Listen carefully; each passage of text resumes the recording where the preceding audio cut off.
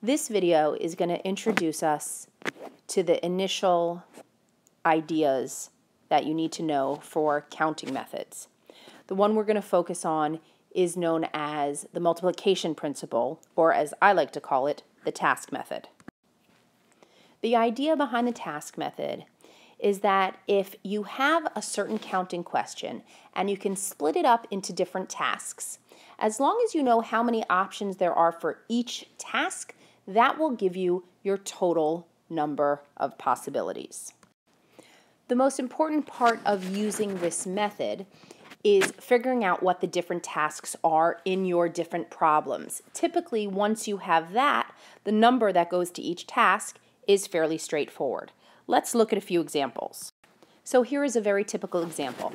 You need to pack your lunch, which will consist of a sandwich, a snack, and a drink. If you have 3 different sandwiches, 5 different snacks, and 2 different drinks to choose from, how many different possible lunches could you make? So the first thing you need to do in this problem is you need to figure out, well, what are my tasks? Well, your first task, as you're trying to make your lunch, is you need to choose a sandwich. So that's task 1, and we write down task 1, pick a sandwich. The second thing you need to do in order to make your lunch is you need to pick a snack. And the third thing you need to do, your third task, is picking a drink. Once you know what all of the different possibilities are for each of those tasks, all you need to do is multiply them. So, how many different sandwiches do you have to choose from? You have 3 different sandwiches. So the number of different possibilities for that task is 3. How many for the snack? You have 5 different snacks to choose from, so the number of possibilities for task 2 is 5. For task 3, there are 2 different drinks, so the number of different possibilities is just 2. So then to answer the question, how many different possible lunches could you make, you would just do 3 times 5 times 2, which means there are 30 different possible lunches you can make. Let's look at another typical example. The next problem reads, you need to create a PIN code that consists of 4 numbers. How many different PIN codes can you make? So this problem actually has 4 different tasks. This time, I'm going to write my tasks going across horizontally because it actually looks like a PIN code with the numbers underneath it. So the question is how many different PIN codes can you make? Well, when you go to choose your first task, which is to pick the first number of your PIN code, you have 10 different options. You have the numbers 0, 1, 2, 3, 4, 5, 6, 7, 8, and 9. So there are 10 different possibilities for task 1. The same thing for task 2. There's nothing to say that you can't choose a 3 as your first number and then a 3 again as your second number. So task 2 also has 10 different options.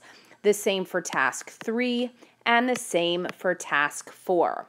So all you need to do once you multiply these and you will get your answer, which means that there are 10,000 different PIN codes that you could make consisting of 4 numbers. Now again, I want to stress, when you're choosing a number, you have 10 digits to choose from. A lot of times people forget about the number 0 as an option until they only consider 1 through 9. Let's switch this problem a little bit and say we switch this to, what if none of the numbers are allowed to repeat? Well, our tasks in this problem really are still the same. You have to choose your first digit, then you have to choose your second digit, then you have to choose your third, and then you have to choose your fourth. But let's take a look at what has changed. When we go to do the first task, which I'm just going to call T1 here, we have 10 choices, right? We have 0, 1, 2, 3, 4, 5, 6, 7, 8, 9. But when you go to find task 2 and pick your second number, since you've already chosen a number here, you only have 9 choices for the second number. So for example, if you chose a 5 to be your first digit, the second digit can be anything except it can't be a 5. So you only have 9 options. If you move to your third task, which is to choose your third digit, you've already picked 2 numbers. They can't be repeated. So you're left with 8 choices, and then for your fourth task, you are left with 7 choices. And we multiply all of these to get 5,040.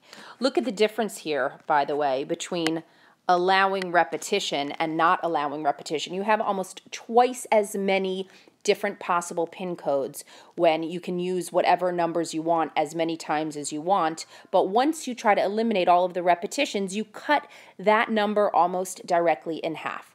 So these are typical counting problems. Again, the important part is listing out your tasks, and sometimes it actually helps just to write them out. Task 1 is this, task 2 is this, and then you can go ahead and see what the different numbers are that apply to each of the tasks.